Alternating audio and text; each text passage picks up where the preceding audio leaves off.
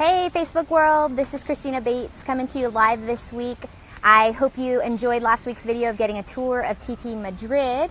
This week I am talking about how to ace the ESL teacher interview. So I have 7 tips for you today. So if you're interested in knowing some tips, I've gone through it before, definitely sit back, relax. Feel free during this live video to ask any questions, say hello. I'd love to hear from you guys. But today I am sitting here in Madrid at a park actually. I love the outdoors. The weather right now is super, super nice. So I just had lunch and now I'm just enjoying my break. So today I thought it'd be really cool to sit in a park with you guys and share with you some tips. As you guys know or may not know, there is still a really high demand for English teachers here in Madrid and most European cities. So majority of the norms that apply to interviewing in general still will apply. This, as far as like dressing well, arriving on time, being positive, those kind of things, those are just like the standard interview tips. But today I want to share 7 more specific tips for acing an ESL teacher interview. So after the TEFL program, after the 4 weeks, after you get certified, you're going to be looking for a job, whether you're going to be teaching in company, at an academy, at a school, wherever, you're going to be looking for work. Whether you get the job interview before or after, that can be up to you.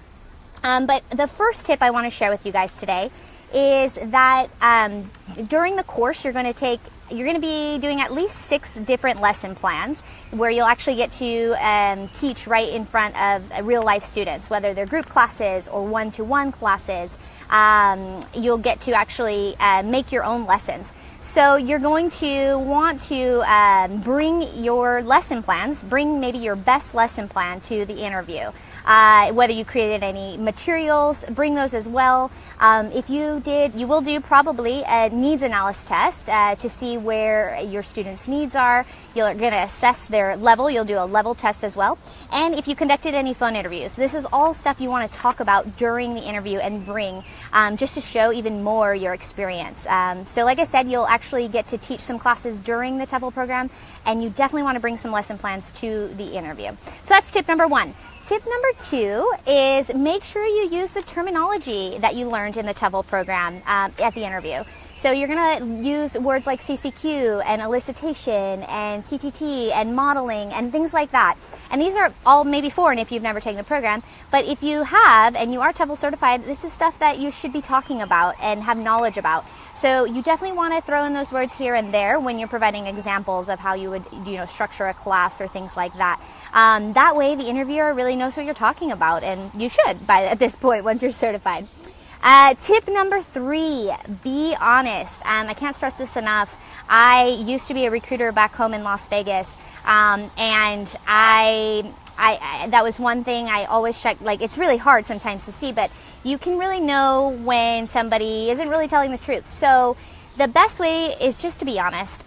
So for example, during my interview here, they had asked me about an area that I'm not comfortable with or maybe unsure of or a weakness, and I was honest. I said, grammar, I'll be honest, isn't my best, strongest point. However, if you do share that information, just come up with a solution to any of your problems. So when I mentioned that maybe I'm not the strongest in grammar, but I prepare ahead of time all of my classes. I make sure that I have everything planned out, questions, just to be able to assist my students during the time. So be prepared, be honest. An interviewer really is going to appreciate that much, much more. Tip number 4, you might be asked to model a class, to really walk through a 15-minute class from start to finish. So what I would recommend is come prepared with a couple ideas. A couple of my interviewers actually asked, they gave me a theme. Okay, say you're teaching Present simple. How would you go about teaching present simple to a classroom? So you definitely want to carry them through. Start with a warmer, then the PPP method, and actually have an idea of how you would structure that class. So that's what I would suggest, just to model the class, come with some ideas. I interviewed for a lot of business teaching adults at academies, and they gave me a lot of scenario questions. So be prepared to answer some scenario questions, such as what if you had to handle a difficult student, or you are working with a high executive and they get called for a meeting or get interrupted. Be able to kind of speak about those scenarios as best as you can, because it does happen quite frequently, and they're going to want to know that you can handle those situations. Tip number 5, do your research. As in a lot of interviews you go to, whether you're applying to an academy or to a school or an agency, do your research ahead of time. Get to know who you're interviewing. So whether basically what they specialize in is really what you're looking for, and how do your skill sets align with that. So if you're teaching students, have you ever had past experience teaching students or watching kids? You definitely want to be able to speak about that. If you've worked with businesses before, I myself had experiences working with businesses, marketing, executives, you definitely want to mention those kind of things, because that's definitely what they're going to be looking for on what sets you apart from their other candidates. Let's see here. Tip number 6, I would say, again, come prepared and super organized to your interview. So I brought actually extra copies of my CV, which I'm so glad I did, because I had a couple other interviewers step in and they didn't have a copy of my CV. So I was able to provide them with a few different printed copies.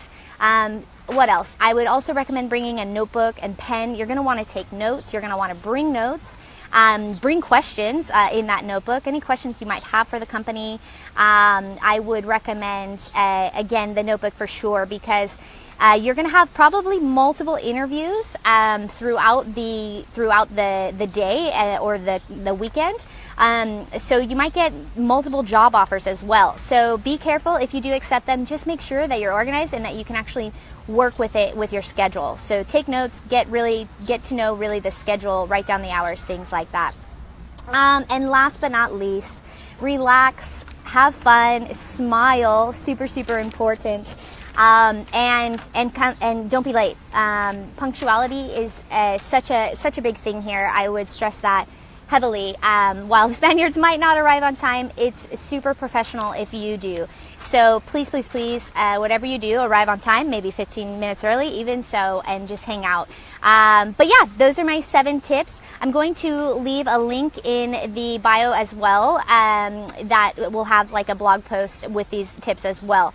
So if you guys have any other questions or want to know a little bit more about my experience with my interviews, feel free to leave it in the comment section. I'd love to hear from you guys. I hope you found this helpful. And if you are starting the interview process or have interviewed before, you know what it's like, but good luck. And yeah, thanks so much for tuning in today. I hope you enjoyed it. Have a great rest of your weekend, and I'll see you guys later. Bye.